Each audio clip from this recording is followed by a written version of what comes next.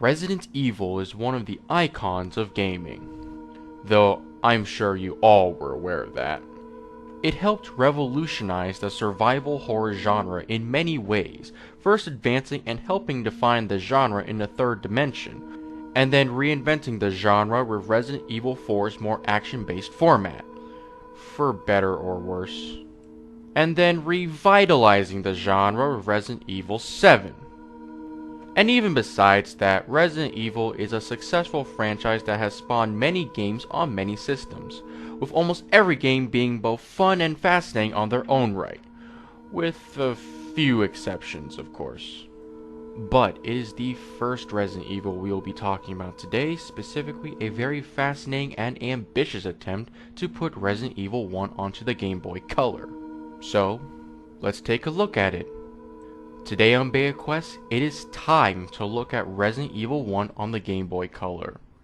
In the late 1990s, Resident Evil was a smash hit, with several successful games and a few spin-offs under its belt, and the games were being ported onto multiple systems as well, including some Nintendo consoles.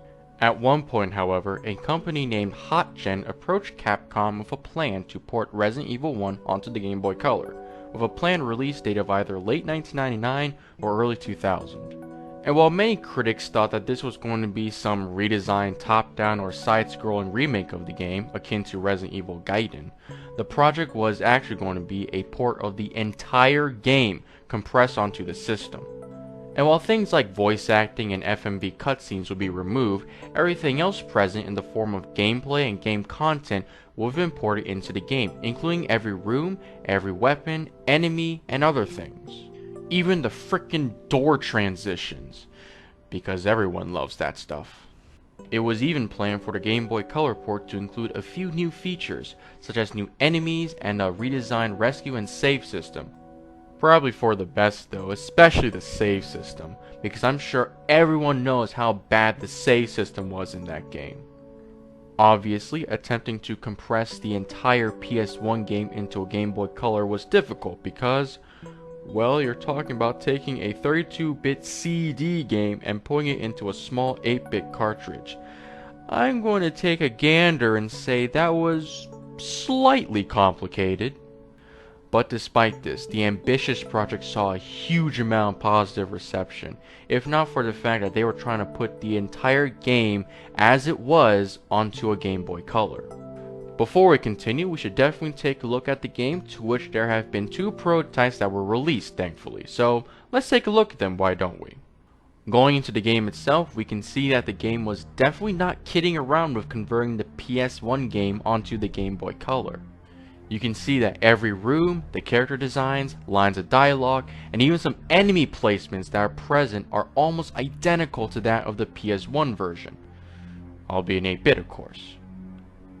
The prototype seemingly ended at the lab elevator, which is a decent amount into the game, so a fair amount of work was done.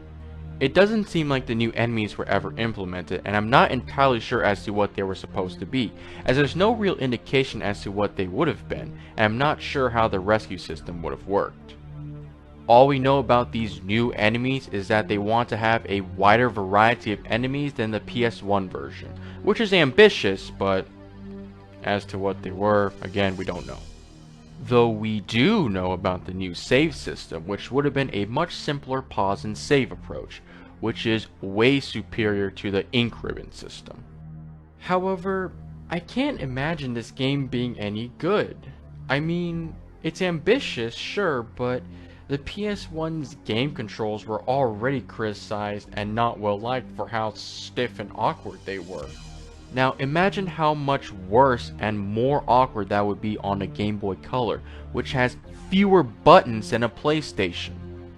Apparently, the team was aware of this and had to make changes to environments, controls, and mechanics to make it all work.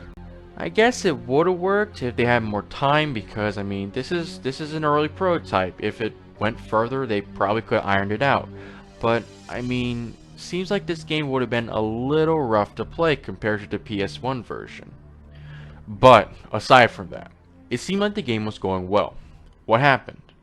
Tragically, Capcom ultimately forced the port's cancellation. The problem was that Capcom was not confident in the project, thinking that the product was lacking in quality and wouldn't do the original any justice. Combine this with the aforementioned struggles with compressing the game onto a Game Boy Color, especially with new additions, and you have the very reasons this game was cancelled. Despite this cancellation, ROMs of the game would later be provided online in 2012, with there being two prototypes, one being an earlier, buggier build, and the other being a more stable, later build. These ROMs are available for those who want to check the game out if anyone's interested and willing to look around for them. But that was the Game Boy Color port of Resident Evil. On one hand, it's kind of unfortunate that this game had to be cancelled because it was a very impressive project. You really had to be crazy to try and port a PS1 game in its entirety onto a console only a fraction as powerful, but that craziness is what we admire in the video game industry.